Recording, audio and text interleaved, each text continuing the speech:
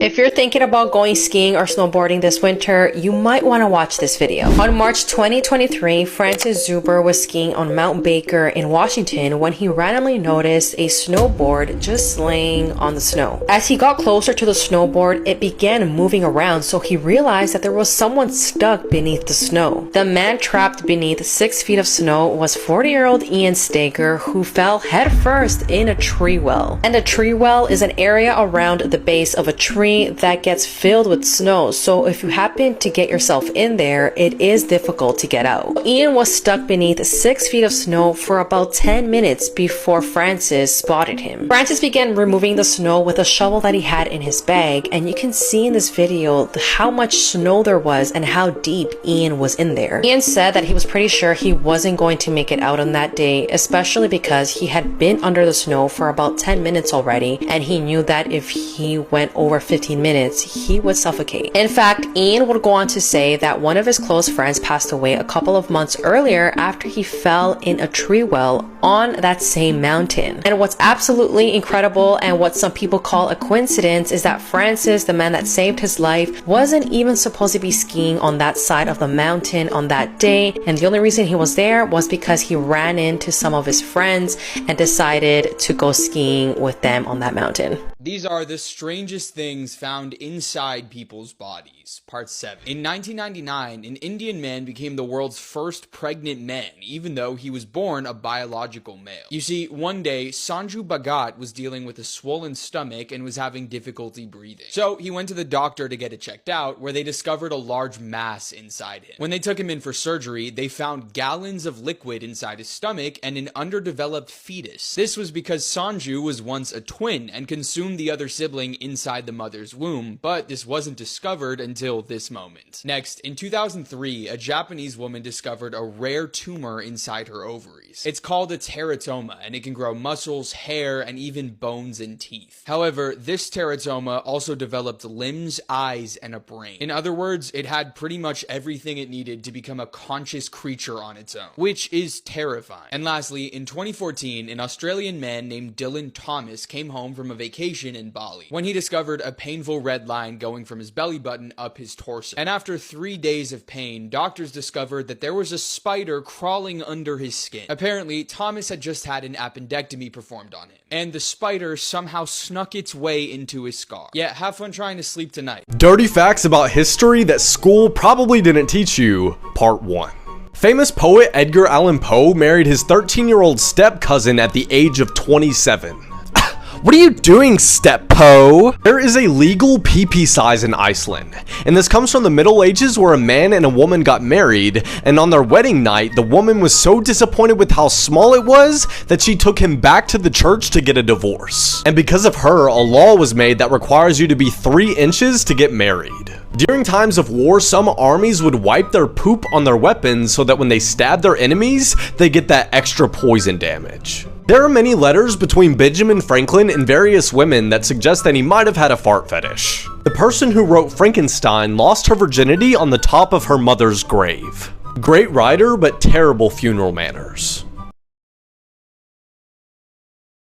Animals discovered in 2024, Part 1. Firstly, I present to you the skeleton panda sea squirt that was recently discovered off the coast of Japan in 2024. These sea creatures can live up to 7 to 30 years, and scientists really aren't too sure why they look like this, but they named them skeleton panda sea squirts because they literally look like baby skeletons dressed up for Halloween. This is awesome. Next, breeders in the US have recently just created a new hybrid cat. Meet the XL Bully Cat, which is mixed with the Sphinx and Munchkin cat. However, governments are already saying don't buy this cat due to its health problems by not having any hair and short legs. Yeah, I was not expecting this in 2024. Finally, in June, researchers found a new species of piranha-like fish, which looks like this right here, and they decided to name this fish Sauron, after Lord of the Rings, because these researchers seriously believe it looks just like it, and I mean, they're not really wrong.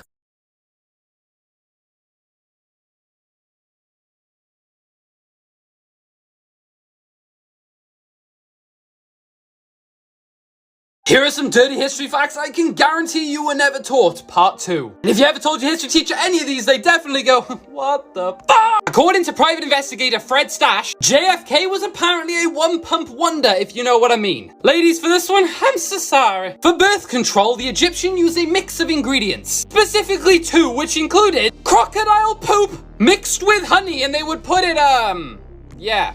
Next, large eggplants, if you know what I mean, on the males of ancient Greece, were actually a sign of stupidity. Hence why all the statues have small ones, as it's actually a sign of being an intellect. Fuck! Stories go that King Tut was actually excited when he was mummified. That is definitely what I call a 2,000-year-old happy sleep.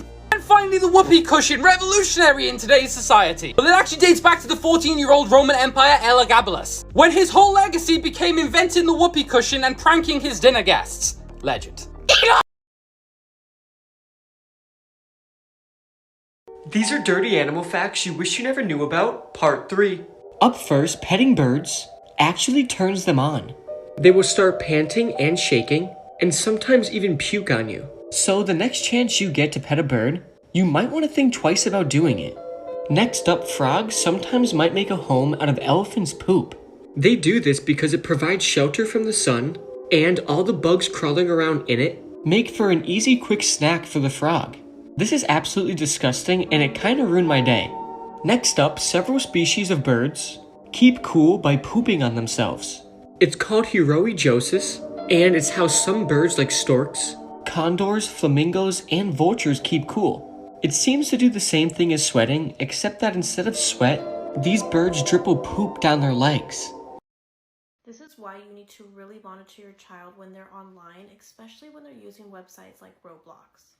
On October 17th of this month, the Sheriff's Department had received a phone call about a 2-month-old baby who had been dropped on the ground and was suffering serious injuries by their 10-year-old sibling.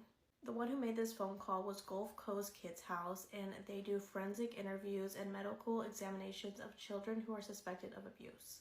When the 10-year-old was having the forensic interview, she described that she dropped the baby on the floor at the direction of someone that she met online, and she was actually very terrified of this person, and she felt like if she didn't follow the instructions of this person, that person was going to come after her.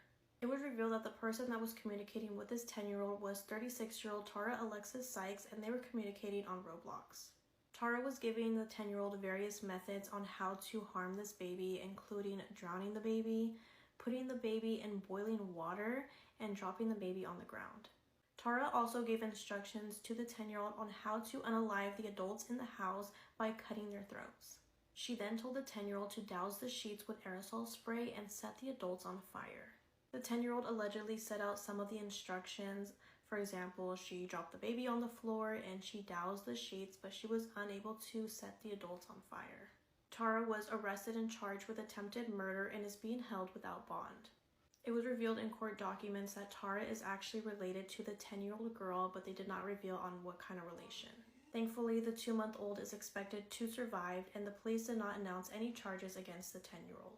Imagine hiring a doll maker to create a doll of your dead son, except the doll actually turns into your son when you touch it. The doll maker asks for your dead son's hair, clothes, and an object he loved when he was still alive. And when you first see the doll he made, it just looks like a regular doll. But your wife picks it up and speaks to it as if it's actually your son. And as soon as you touch the doll's hand, you see for yourself. The doll transforms to an identical clone of your dead son that looks, speaks, and acts just like him. Then the doll maker warns you, you can never spend more than one turn of the hourglass with the doll, or the illusion will take over your mind and you'll start to believe the doll is real. You won't remember your son's funeral or even hiring the doll maker at all. And sometime later, you begin noticing disturbing changes happening to your wife. You ask her, remember what I said to you at the funeral? And she replies, what funeral? But there's another twist to the story that makes it even better. This short film is called The Doll Maker, and I literally found out about it today, and it's already one of my favorite shorts. But let me know what you thought and follow for more. Oral fraud is a crime, and this prehistoric pebble committed it. Let me tell y'all a story. Fun fact, America used to have tortoises all over the place, but that changed the moment folks found out how good turtle meat tastes. Pause. You know how bad it was? They didn't get a scientific name for hundreds of years, literally because the sailors traveling with them kept eating them before they made it back to London. So the giant tortoise population in Hispaniola Island was down ghastly. We're talking 12 females and 2 males away from getting discontinued permanently. That wasn't until they found a third male. Diego. Diego peeped the census and knew what time it was. He locked in. They said, go Diego, go, and he came and went, and came, and went, and came, and and then went. And 3 males were brought into the breeding program to try to save the species, and Diego proceeded to score a career high in spreading thighs. More rounds than Nick's cannon, the shell hefner got so active that he spawned over 900 children and fathered 40% of the turtles born in the breeding program, immortalizing him as a tortoise that laid so much pipe he carried the species. But there's something I didn't tell you. I said there were 3 males, but it was really Diego and friend, because turtle number 3 literally couldn't get laid if his species depended on it. Or he was more interested in Diego. But speaking of Diego, remember I said 40%, that means turtle number 2 put in more work than he did. That turtle was E5, and I'm not a mathematologist, but numbers say he contributed 60%. But apparently because Diego was a bigger, louder personality, he stole all the clout. Being named E5 probably didn't help. Either way, the turtle tag team saved their entire species, which now has more than 2,300 on the island. And both tortoises have since retired and were returned back to Hispaniola to live with their turtle progeny almost 80 years after they were first recruited. Moral of the story? Closed mouth don't get fed, especially when you're named after one of Elon's kids.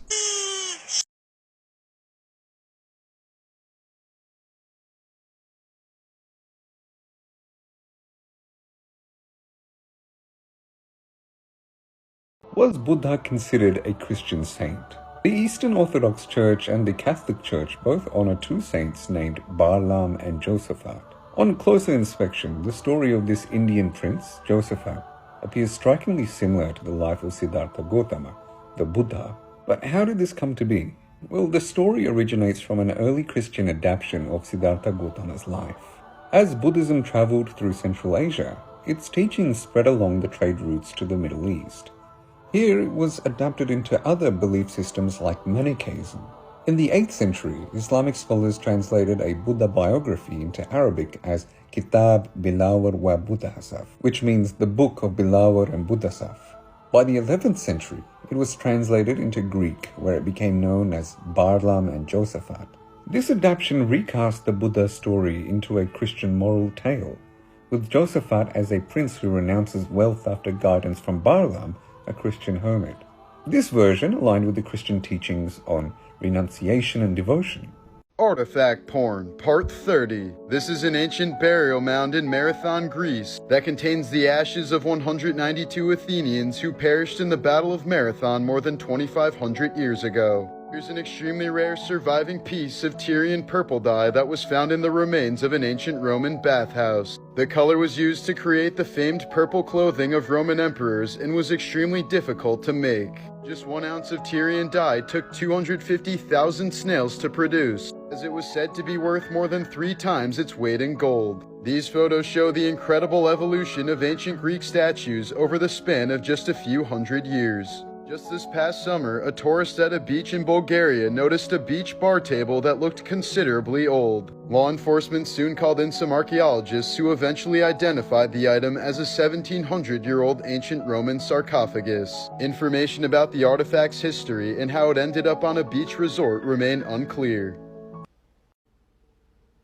Do you know the chilling child abduction story behind the Amber Alert system? It was January the 13th, 1996, in Arlington, Texas. Amber Hagerman was just 9 years old. She'd been biking around the area near to her nan's house with her 5-year-old brother Ricky. She had a new bike that she'd been given for Christmas, so she was really enjoying playing on it. Now, the pair were cycling up and down. They weren't going too far, but it was obviously a different time back then, and children used to just play freely outside. However, within seconds, this innocent bike ride would turn deadly. Ricky told his family later that he saw his sister bike into a car park and then vanish. Another eyewitness from the scene saw much more than that. A man in his 70s reported seeing the child get grabbed by a man in a black truck. The man looked in his 20s or 30s, according to the witness. The witness then obviously promptly phoned police. Despite a big search for the little girl, they had absolutely no idea where she'd gone. They kept hunting and found nothing until a dog walker stumbled upon something horrific 4 days later. Tragically, in a nearby creek was little Amber's body. She'd been stripped and her throat cut by either a knife or a screwdriver. Her body was found less than 5 miles away from where she was snatched. Now, police desperately searched for leads but came up with absolutely nothing. The local community were really anxious to try and do something to help. In the absence of being able to track down Amber's killer, a local woman, Diane Simone, rang into a local radio station. She wondered if a national alert system could be created to send information to people about missing children, like they do for severe weather warnings. With that, the AMBER system was born. The acronym stood for America's Missing Broadcast Emergency Response. Tragically, Amber's murder still remains unsolved 28 years later. However, the Amber Alert created in her honor has gone on to save many more children who may have otherwise ended up dead. 2024 just got even crazier, part 17. Firstly, just recently, while a tourist was at a beach bar in Bulgaria, he noticed that the table they were using looked odd. And it looked so odd, he called the authorities. Well, it turned out they were actually using a 1,700-year-old Roman coffin as a table. Yeah, their table was then taken away by the authorities, and my question is, how did they even come across this ancient artifact? Next, Mountain Dew just announced that they are changing their logo back to their similar retro style on all of their products by 2025. You know, this is one of the first logo changes I actually like. Finally, just a couple weeks ago, the world's fattest cat, named Crumbs, who was 38 pounds, was sent to a fat camp to help Crumbs lose weight. Well, unfortunately, the fat camp was just too much for Crumbs, and Crumbs died after just weeks of being at the fat camp. R.I.P. Crumbs, what did they do to you?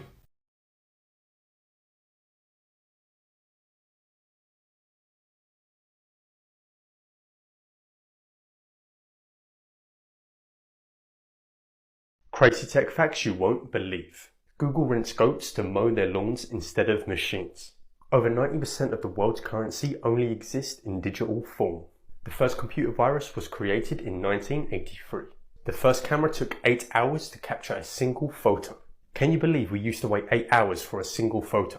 Now with Send It you can create AI images of yourself in seconds. It turns your Ask Me Anything answers into AI pictures. Someone asked me where I'd love to travel to and Send It made this. You have to try this out, download Send It and unlock your AI clone. Things that have been banned across the world, part 3. Japan made obesity illegal in 2008. Iceland made strip clubs illegal in 2010. China made time travel illegal in 2011. Blue jeans have been banned in North Korea since 2010. A 15-year-old girl named Donna lived with her father, and ever since her mother died, she depended on her father for everything. One day, Donna's father left for a business trip and said he wouldn't be back until later that night. Later that day, Donna got home from school and watched TV, and when the clock struck midnight, she noticed her father wasn't back, so she went to bed. That night, Donna had a dream where she was standing on a busy highway. She then saw her father trying to yell something to her. She couldn't hear him, but noticed he looked sad and was desperately trying to communicate with her. She could barely make out what he was saying, but it sounded like, "Don't open the door." Donna then woke up to someone ringing the doorbell. She then went to the door and looked through the peephole and saw her father's face outside. He was staring right at her and the doorbell was still ringing. She was about to open the door when she looked through the peephole again and noticed her father's eyes were wide open and he looked terrified. The doorbell then continued ringing as Donna begged her dad to answer her. She then yelled, "I'm not opening the door until you answer me." The doorbell kept ringing, but her father refused to answer her. Donna then sat in the corner next to the door crying and listening to the doorbell ringing. She then fell asleep and woke up in the morning. She then got up and looked through the peephole and her father was still there. She then opened the door and saw something truly horrifying. Her father's severed head was hanging from a nail above the door and there was a note attached to the doorbell that said, "Clever girl."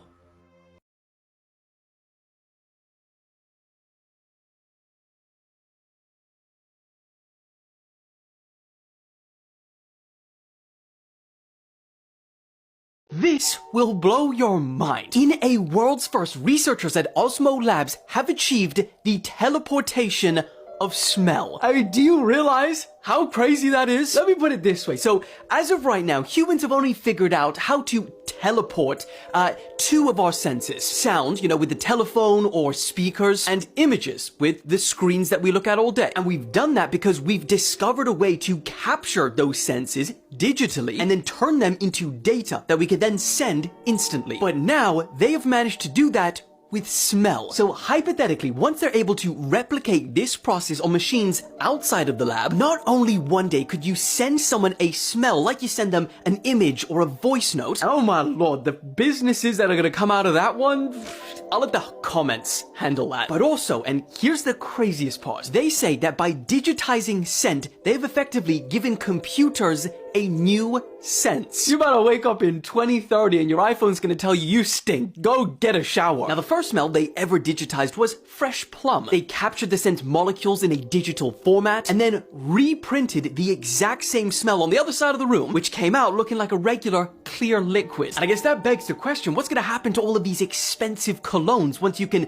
immediately reproduce them? Osmolab's CEO on Twitter said, "Holy moly, I am still processing the magnitude of what we've done." 19-year-old woman whose body was found burned inside one of these walk-in ovens in Walmart. Let's hear what the employees have to say about all of this. Okay, these ovens are so hard to shut from the outside. You have to push them.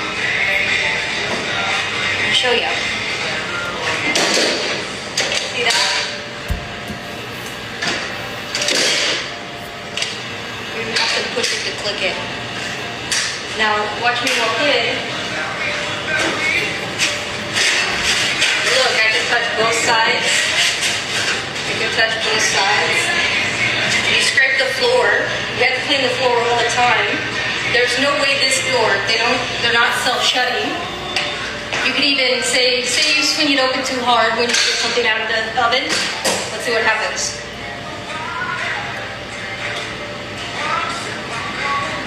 And this is one of the good ovens I've worked with. I've worked at 7 different stores over the 8 years. There are stores where they don't even latch. You have to hold it shut while it bakes for 30 minutes. There are stores where it pops open. You have to shut it, pops open, shut it, pops open, shut it. There is no way that this girl locked herself into one of these ovens while cleaning it. No way possible. There's no way possible. Let me just show you the emergency button. Pops the door open. Pops the door open. In my opinion, there's no way she did that on her own. So I've been seeing plenty of these videos where Walmart employees are showing us how these walk-in ovens work. But just to be clear, all the ovens in these Walmarts, depending on the location, are a bit different. They're not identical, but a lot of the features are almost the same. Something I consistently hear from the Walmart employees is that the door does not close on its own. Unless you try to close it with a lot of force, it doesn't just close and lock. There's also this inside the door, so if anyone was to get stuck, they can just easily open it and get out. Every video that I've watched created by a Walmart employee who works with these walk-in ovens insinuate that this young woman did not get stuck and that something else happened. Scientists might have just created consciousness by growing brains in a jar and connecting them to a computer made from stem cells that were stimulated in a special way to form neural tissue, which grew and eventually formed structures and even brainwave activity similar to that of a premature human baby. They then hooked up this brain into a computer, connecting it into a virtual world where it learned to play Pong completely from scratch. I want you to realize what this means. Like, this isn't a computer bot that was pre-programmed to know exactly how to play the game. That's easy. It's an organic brain that they grew themselves that was given Pong with no instructions, and it just taught itself how to play, which is honestly nothing new. That's just AI, but this is organic AI, which happens to learn quicker and is also more energy efficient than traditional AI. It learned to play Pong in about 10 to 15 rallies, when a regular computer AI would take around 5,000. Albeit the computer AI can simulate those 5,000 rallies much quicker, but that takes a lot more computing power, which is sorta our main bottleneck with AI at the moment.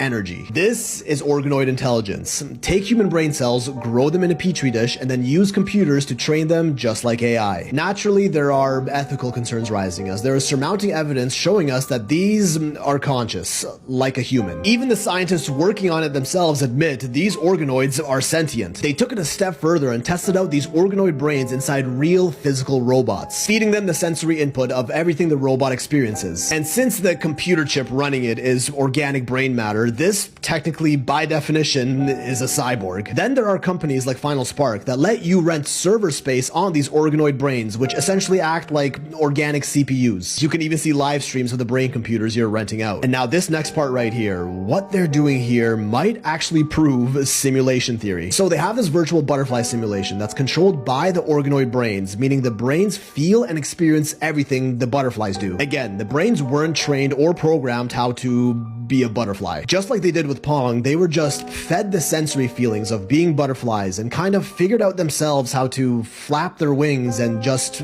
exist. Much the same way you weren't pre-programmed to walk or talk. You experienced sensory inputs in the forms of sight, sounds, touch, and learned, taught yourself along the way. This is an organic brain being fed computer data to make it believe it actually exists in a simulated world, and it's also likely sentient. This company essentially just created the Matrix for butterflies, and its consciousness is available for you to rent out. And when no one's using it, it still just continues to exist with no human interaction whatsoever. If the brains really are conscious, as the scientists suggest, they're not going to know they're this organoid computer brain in a lab hooked up to a virtual simulation. They're going to believe that they really are that butterfly. If that's the case, what's stopping all of us from being our own organoid brains in some lab in a different dimension? Meaning this, everything we see and experience right now is our own simulation that we've been plugged into, except we're not butterflies, we're humans. And everything we do, every decision we make is not by our own free will, but by some, I don't know, fifth dimensional entity renting server space in our brains. Just the same way this Final Spark neural platform lets us do. And when we sleep, maybe our idle brain computational power is used for other purposes, which we experience as dreams. Okay, I'm gonna stop right there. You gotta sleep tonight. Are we really brain organoids, existing in our own petri dishes, connected to and experiencing a fully virtual simulated world? Because we just pulled it off. And according to simulation theory, if we're capable of creating virtual simulated realities, then chances are we're already living in one.